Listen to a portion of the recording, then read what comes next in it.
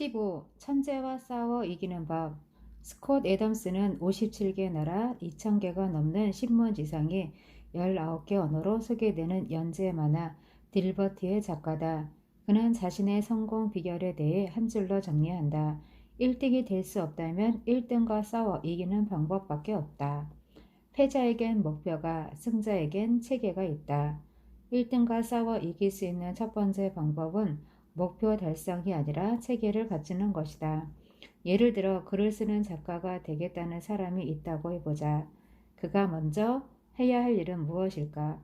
단기적인 목표를 버리는 것이다. 출판사 투고나 신문사의 연재 지면을 얻는 것을 염두에 두고 글쓰기를 시작하면 백발백중 실패한다. 가장 먼저 해야 할 것은 자신의 블로그에서 연습하는 것이다.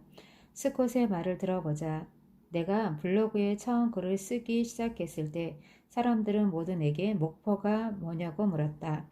나는 목표 때문이 아니라 체계 때문이라고 말했지만 모두가 그냥 웃기만 했다. 별 심통치 않아 보였기 때문이다. 당연하다. 심통치 않으니까 지독하게 연습해 체계를 세우려고 블로그를 시작한 것이다. 글쓰기는 무엇보다 연습을 요구한다. 스콧은 주위의 비웃음도 아랑곳하지 않고 목표가 아니라 체계를 갖추는 것에 집중함으로써 가능성이 낮은 지점 가로 열고 연습을 하지 않는 작가 가로 닫고 에서 높은 지점 연습을 많이 하고 사람들의 주목도 많이 받는 작가로 이동할 수 있었다. 그는 블로그 글쓰기를 통해 어떤 글이 가장 좋은 반응을 얻어내는지 꼼꼼하게 살폈다. 그에게 블로그란 일종의 R&D 공간이었다. 그는 다양한 주제를 다양한 목소리와 각도에서 다루는 연습을 했다. 점점 늘어나는 그의 블로그 방문자들은 유머러스한 목소리, 환한 목소리, 사려 깊은 목소리, 분석적인 목소리, 반쯤 미친 목소리, 공격적인 목소리 등등이 언제 어떻게 활용돼야 효과를 발휘할지 탁월하게 알려주었다. 그러던 어느 날 그의 블로그 게시물 하나를 읽은 월스트리트 저널에서 원고 청탁이 들어왔다. 그동안 꾸준히 글쓰기 연습을 했고 어떤 주제에 대해 썼을 때 반응이 가장 좋은지 알고 있었기 때문에 그가 쓴 기고문은 인기가 아주 좋았다. 큰 돈을 벌지는 못했지만 이를 계기로 그는 한 걸음 앞으로 나갈 수 있었다. 그리고 얼마 후 그가 기고한 칼럼의 주제에 관심을 가진 출판사 몇 곳이 전화를 걸어왔다. 그렇게 책을 내게 되었고 그 덕분에 당황스러울 정도로 수익성이 좋은 강연 요청도 받게 되었다. 그는 이렇게 회상한다. 마침내 내 블로그 활동에 대한 급여를 받는 날이 찾아온 것이다. 나는 처음 블로그를 열었을 때 내 글쓰기가 어떤 경로로 진전되어 나갈지 전혀 몰랐다. 다만 승패가 곧바로 결정되는 단기적인 목표에 집착했다면 지난 몇 년 동안 내 블로그는 지속될 리 없었고 커다란 사업 계획을 가져다 줄 리 없었고 딜버트 또한 탄생할 수 없었을 것이다. 이는 곧 우리가 앞에서도 살펴보았던 아널드 슈월제너거의 사라지지 않고 버티기 전략과도 상통한다. 1등과 싸워 이기려면 먼저 버티고 또 버텨야 한다. 여기에 필요한 건 승자가 모든 걸 가져가는 단기적 목표 달성이 아니다. 2등을 해도 뭔가 얻을 것이 있는 체계 구축이다. 몸의 소리에 귀를 기울여라. 1등에게는 독창적인 아이디어가 많다. 그런 그와 맞서 싸우려면 어떻게 해야 할까? 스콧은 이렇게 조언한다. 1등과 똑같은 수의 아이디어를 확보하겠다는 건 불가능하다. 다만 우리는 어떤 아이디어가 떠올랐을 때 그것이 좋은 아이디어인지 독창적인 것인지의 여부를 파악할 수 있는 능력은 키울 수 있다. 마음이 아니라 몸의 반응으로 말이다. 공전의 히트를 기록한 드라마 시리즈 오피스의 제작자이자 밀리언셀러 작가인 B.J. 노박 또한 스콧의 의견에 동의하며 이렇게 말했다. 뭔가 떠올랐을 때 짜릿한 전율을 느낀 적이 있는가? 미소가 절로 난 적은, 급속한 아드레날린 분비를 느낀 적은, 엔돌핀이 퍼져나가는 느낌은? 이런 상태를 느꼈다면 그것은 당신에게 매우 좋은 아이디어임에 틀림없다.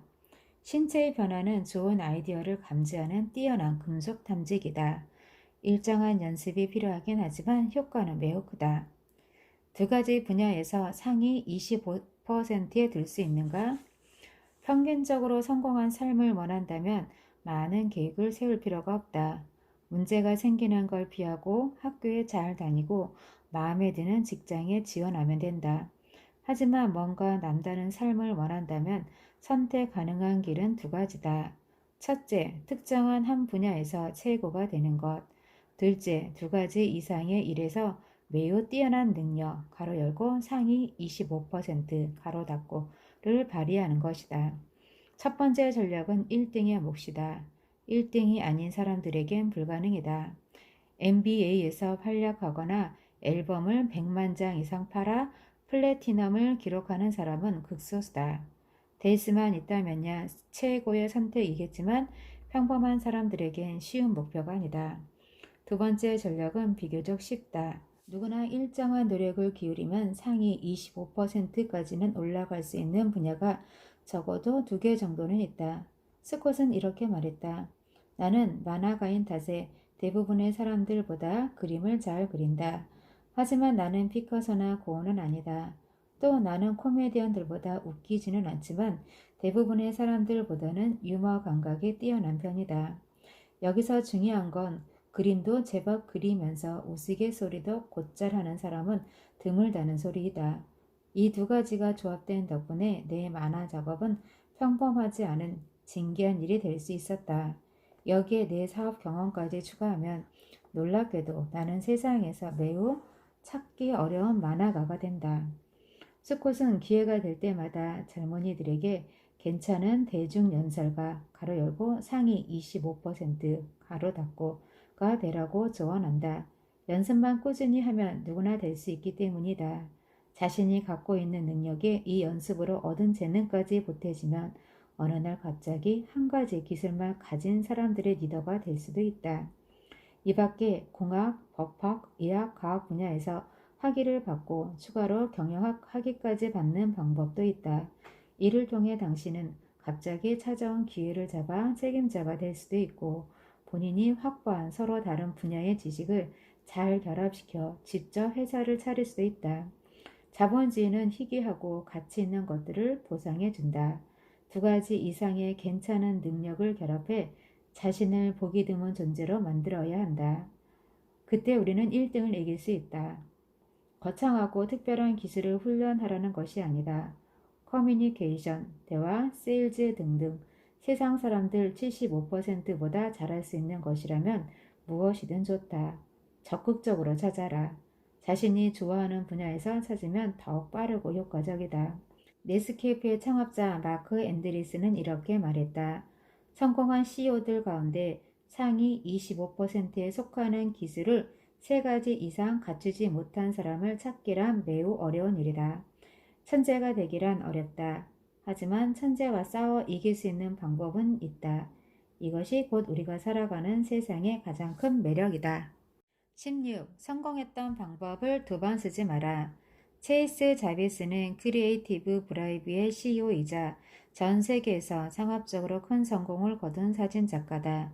그는 역대 가장 젊은 나이에 세계 최고의 카메라 브랜드들인 하셀브라드 마스터, 니콘 마스터, ASMP 마스터로 선정된 인물이기도 하다. 체이스는 나이키, 애플, 콜롬비아 스포츠웨어, REI, 혼다, 스바루, 폴라로이드, 레이디 가가, 레드볼 등등 수많은 브랜드와 인물들의 사진을 찍어왔다.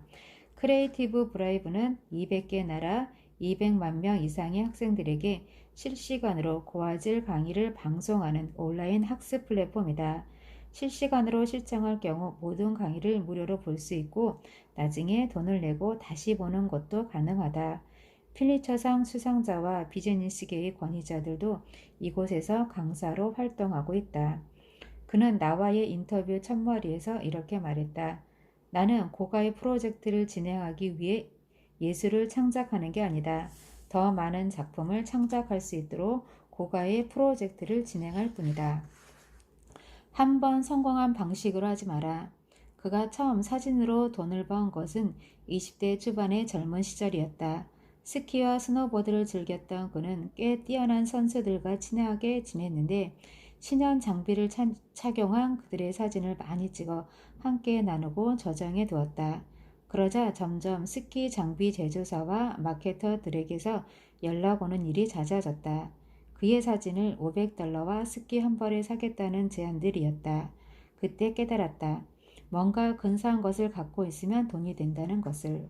얼마 후 그는 더 큰 교훈을 얻었다. 당시 그는 클라이언트들의 주문에 따른 사진 촬영을 해주고 시간당 $10 정도를 벌었다. 그런데 그의 이 작은 성공이 알려지자 경쟁자들이 생겨난 것이다. 그의 촬영 작업 가치는 시간당 $5까지 곤두박질 쳤다. 그는 이렇게 회상했다. 아주 큰 가르침이었다. 한 번 성공한 방식으로 두 번 성공하는 경우는 없다는 것을 생생하게 배웠다. 쉽게 따라오지 못하는 걸 만들어 계속 선두를 유지하는 것, 그게 성공이었다. 그는 경쟁자들이 찍지 못할 만한 게 무엇일지 계속 생각해내고 계속 카메라에 담았다. 그렇게 남다른 노력을 기울이던 어느 날 마침내 그는 세계에서 가장 유명한 인물들이 그의 집 거실 소파에 앉아 플레이스테이션으로 게임하는 모습을 찍는 데 성공했다. 그는 이렇게 말했다. 그들과 사적인 친분이 두터워서가 아니었다. 그들은 내가 일하는 방식, 내가 찍은 사진에 큰 매력을 느꼈기 때문이었다. 그래서 기꺼이 세상에 없는 포즈로 내 촬영에 임해주었다. 10년이 걸린 하룻밤의 성공. 현재 그의 하루 일당은 수천 달러에 이른다. 물론 이 금액은 그가 스스로 결정한 것이다. 너무 높은 가격 때문에 망설이는 클라이언트들을 보면 그는 이렇게 말한다. 평범한 가격을 치르면 평범한 것밖에 얻지 못합니다. 한 푼도 깎지 말고 내세요. 돈이 아까워서라도 당신 또한 갖가지 독창적인 포즈와 아이디어를 떠올려 원하는 것 이상의 사진을 얻게 될 겁니다. 그는 최고의 가격을 책정해야 최고의 것을 얻을 수 있다고 굳게 믿는다. 터무니없는 허세나 자만이 아니다. 그는 지난 10년 동안 매일 사진과 함께 먹고 함께 호흡하고 함께 잠들었다. 그러니까 그의 성공은 말하자면 10년이 걸린 하룻밤의 성공이라고 할 수 있다. 처음부터 고객이 요구하는 수준에 맞게 작업 가격을 책정해 왔다면, 즉 가격을 타인의 결정에 맡겼다면 그는 삼류를 면치 못했을 것이다. 처음에는 그의 높은 가격을 보고 비웃는 사람들이 많았지만 지금은 누구도 예외 없이 그의 카메라 앞에 서고 싶어 한다. 그는 사진작가를 꿈꾸는 젊은 학생들에게 다음과 같이 조언했다. 사진을 잘 찍고 못 찍고는 사실 중요하지 않다. 미술관에 가서 벽에 걸린 $10,000짜리 그림을 보라. 그걸 그린 화가가 $10,000를 가격을 매긴 게 아니다. 그 그림이 엄청난 가격에 팔릴 수 있을 만큼의 놀라운 이야기를 담은 사람이 책정한 것이다. 나는 위대한 사진작가의 재능을 타고나지 못했다. 그래서 내 사진에 놀라운 이야기를 담으려고 노력하는 스토리텔러로서의 최선의 노력을 다하고자 했다. 재능이 있는 것만큼 재능이 없다는 것도 좋은 기회가 될 수 있음을 기억하라. 전문화는 공충에게나 어울리는 일이다. 스콧 애덤스와의 인터뷰에서도 살펴봤듯이 오늘날 성공은 전문가의 길을 걷는 것과는 거리가 멀다. 탁월한 사진작가가 되려면 사진 기술보다는 스토리텔링의 기술을 더 익혀야 하고, 이를 위해서는 글쓰기, 말하기, 커뮤니케이션, 프레젠테이션 능력 또한 키워야 한다. 체이스는 이렇게 말했다. 평소 나는 액션 스포츠에 대한 사진을 많이 찍지만 이를 위해 패션과 브레이크 댄스 그리고 온갖 종류의 문화에 대해서도 많은 관심을 기울인다. 나는 TV 프로그램을 만들고 CF를 찍고 광고 캠페인을 진행하고 스타트업 기업을 설립하고 소셜 네트워크에서 이미지를 공유하는 최초의 아이폰 앱을 만들었다. 옛날 같으면 제대로 하는 게 하나도 없다는 비난을 들었을 것이다.